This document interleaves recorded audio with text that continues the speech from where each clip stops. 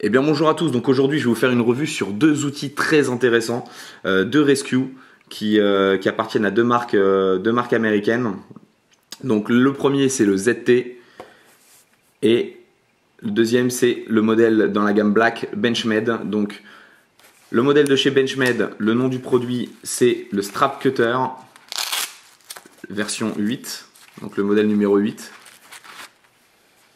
Le voici. Donc en acier 440. L'outil principal, il est ici, ce crochet qui va nous permettre de découper beaucoup de matière, d'intervenir sur une victime sans risquer de la blesser. C'est pour ça qu'il y a une absence de pointe et de tranchant sur les extérieurs, qui va permettre uniquement de pincer le tissu d'une veste, d'un pantalon, d'une chaussure, d'une ceinture de sécurité ou autre support qui pourrait gêner la victime ou qui nous permettrait éventuellement qui peut gêner une intervention sur une partie de la victime. Ça permet d'enlever tout le surplus. Donc voici le modèle numéro 8 de chez Benchmade avec son étui en nylon. Système molle pour pouvoir le fixer sur un gilet. Voilà. Et le modèle de chez ZT qui a une ligne vraiment bien à part, donc un système de rétention qui est assez intéressant. Une partie est maintenue sur la partie squelette du couteau et l'autre sur l'étui. Avec un clip rapide, vous accédez directement à l'outil. Donc un esthétique complètement différent. On est sur deux produits extrêmement légers, vous vous en doutez. Le modèle de chez Benchmade est vraiment ridicule en termes de poids. C'est hallucinant. Le modèle de chez ZT est un petit peu plus complexe, je dirais, dans son cahier des charges. Donc celui-ci est en acier 13C26, est équipé d'une petite pointe en carbure de tungstène qui est exceptionnellement efficace sur les vitres. J'ai fait un petit test qu'on va voir tout de suite.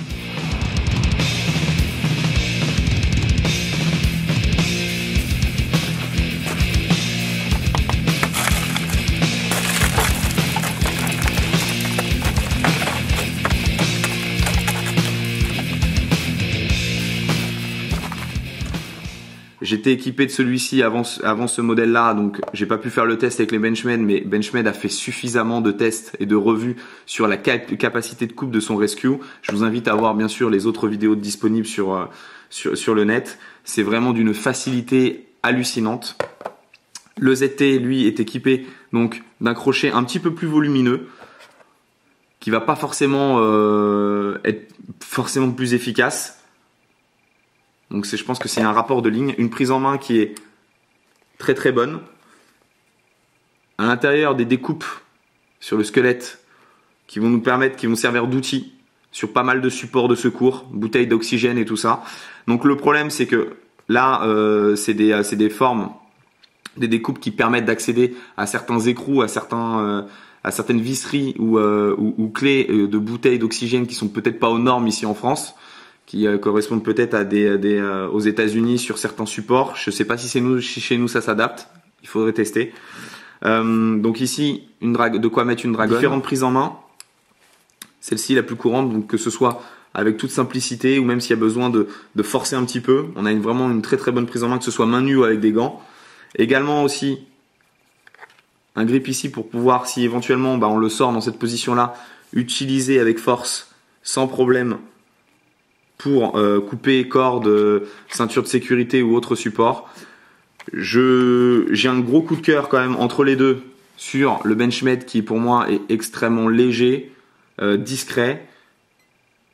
Une prise en main qui va tout seul, qui peut se tenir de cette façon-là, qui peut se tenir également comme ça, selon comment vous le prenez, qui peut se tenir également de cette façon-là. Toujours le même principe aussi ici, sans aucun problème. Peut se tenir, voilà. La façon la plus simple, c'est celle-ci. Avec ça, vous accédez, je vais vous montrer un tout petit test très simple sur une toile de pantalon. Donc, secours à la victime, une blessure, On imagine n'importe quoi, il faut accéder à la blessure, on peut pas lui enlever le futal sur le coup, le mieux c'est de découper. Donc on vient saisir à ce moment-là. Vous imaginez l'avantage de ça, c'est ce que je vous ai parlé. Au contact de la peau, il n'y a aucun risque de coupe. Donc ça c'est vraiment l'idéal. Et à partir de là, hop, une fois que vous avez saisi, voilà, hop.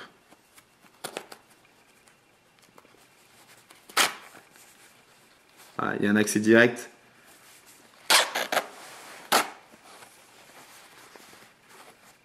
C'est vraiment simple.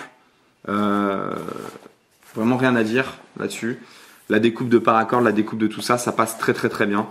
Donc voilà 2 très bons outils. Donc c'est des outils que je vous conseille qui, si vous faites partie d'un corps de métier qui vous permettent d'utiliser ces outils-là et qui peuvent vous être utiles, allez-y, foncez. Maintenant, ça peut être également pour n'importe qui s'intéresse un petit peu au sujet, qui veut prendre un peu les devants.